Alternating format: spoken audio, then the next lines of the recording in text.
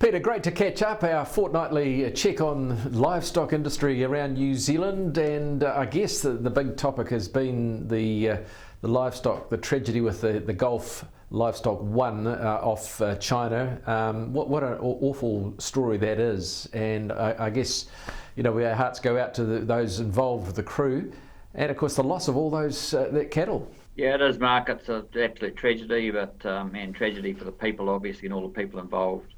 But it is a marine accident, and I suppose marine accidents do happen from time to time.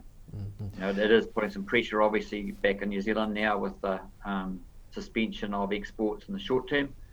But I think as all of us just need to just work through that quietly with the MPI and the government and see where we get to. But yeah, it is absolute tragedy, and thoughts really do go out to the families of all of those people, not just the New Zealanders, but all of the people that have lost loved ones in that tragedy. Looking around the country in terms of livestock sales, what's the pattern at the moment? I'm obviously just sort of heading into the spring. Spring seems to, in parts of the country is definitely here. Although today it's a bit cooler with a bit of snow down south and southerly wind blowing.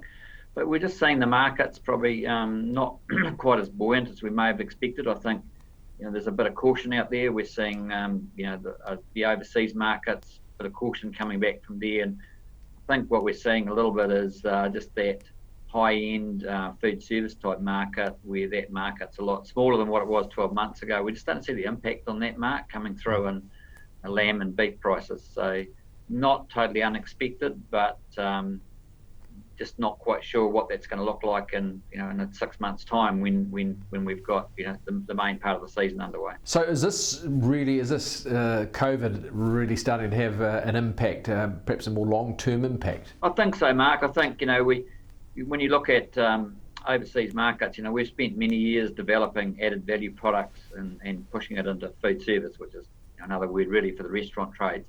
And many of those restaurants are either not being used, some of them sadly are not functioning at all in different parts of the world, so that demand has dropped off.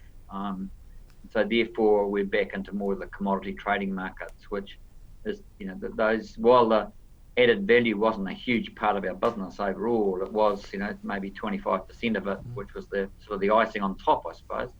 And when you take that out and push back into the commodities, that it will have an impact on our overall export. So I think that my message to farmers is just a little bit of caution out there.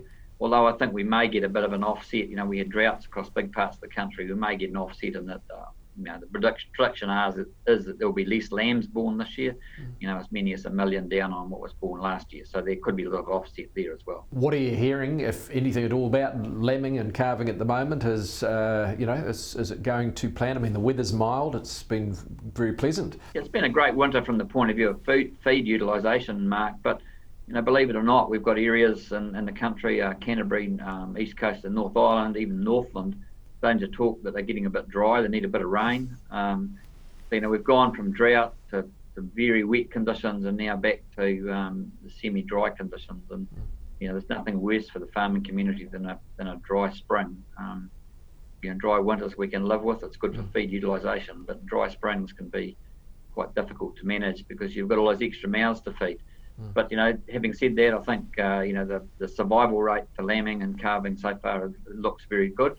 But as I said, the droughts will have had an impact on the number of lambs that are going to be born. So products that you would like to talk about, the usual favourites, usual suspects? Yeah, so the bull season's sort of well underway this week, bull selling season, and obviously for dairy farmers looking for bulls, the fairer bulls there, it's a great product. Basically take delivery of the bulls now and pay for them later on. So that's a great product. Just contact your local agent for that. Our Go products too, we've got some good flexibility in our Go products at the moment. So anyone wanting to use Go products for trading animals, again, contact your local agent because both those products are there to be used and certainly got some flexibility on both of them at the moment. So encourage farmers to talk to our agents about those. I think there's some real opportunities in the trading space, even though I have said that the markets could be a little bit flatter than what they've been the last couple of years.